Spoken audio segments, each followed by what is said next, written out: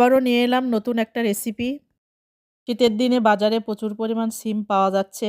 বিছা বিছা দেখে সিম নিয়ে এসে সিমের একটা রেসিপি বানিয়েছি, অসম্ভব মজাদার, খেতে দারুণ, লোভনীয় ও সুস্বাদু। ভাত, রুটি, পরোটার সঙ্গে এই রেসিপি খেতে অসম্ভব ভালো লাগে। ঘরে থাকা মশলা দিয়ে খুব সহজে তৈরি করে দেখাবো।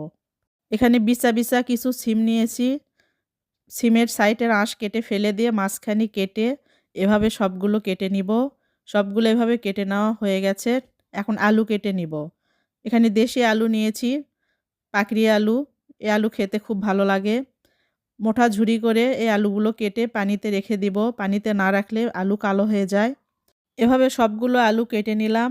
আলু ভালো করে ধুয়ে নিতে হবে, আলুর গায়ে মাটি থাকে, এজন্য কষলে কষলে ভালো করে ধুয়ে নিতে হবে। দেশি মুগরির কলিজা, গিলা, হাড়, মুগরির ডিম ভালো করে ধুয়ে নিয়েছি। দিয়ে দেবো কাঁচামরিচ, কাঁচা পেঁয়াজ, রসুন বাটা, আদা বাটা, জিরে বাটা, লবণ, হলুদ, মরিচের গুঁড়া, ধনিয়া গুঁড়া, কিছু গোটা মশলা, 2টা কালো এলাচ, দারুচিনি, 2টা তেজপাতা, পরিমাণ মতো তেল দিয়ে চুলায় বসিয়ে দিব।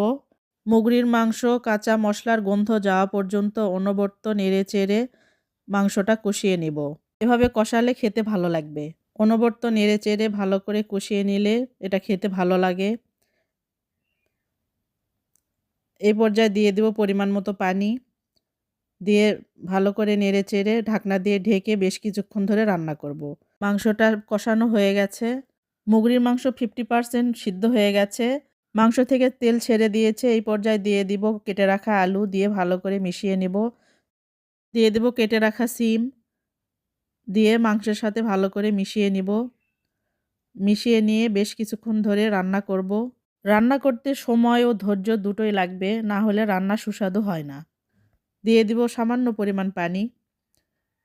দিয়ে নেড়ে চেড়ে ঢাকনা দিয়ে ঢেকে বেশ কিছুক্ষণ রান্না করব। এটা রান্না করতে বেশি সময় লাগবে না, যেহেতু আলু নতুন, সিমও নতুন। হয়ে গেছে রান্না। বাটিতে ঢেলে নিব। আবার কড়াই ধুয়ে চুলায় বসিয়ে দিয়েছি। দিয়ে দেব পরিমাণ মতো তেল। দিয়ে দেব কেটে রাখা পেঁয়াজ। দিয়ে বাদামি কালার করে ভেজে নিব। অনবরত নেড়ে চেড়ে বাদামি কালার করে ভেজে নিলাম। এই পর্যায়ে দিয়ে দিব কালো সরিষা।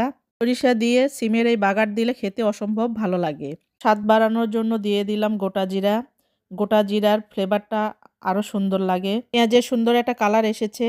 তরকারিগুলো ঢেলে দিব।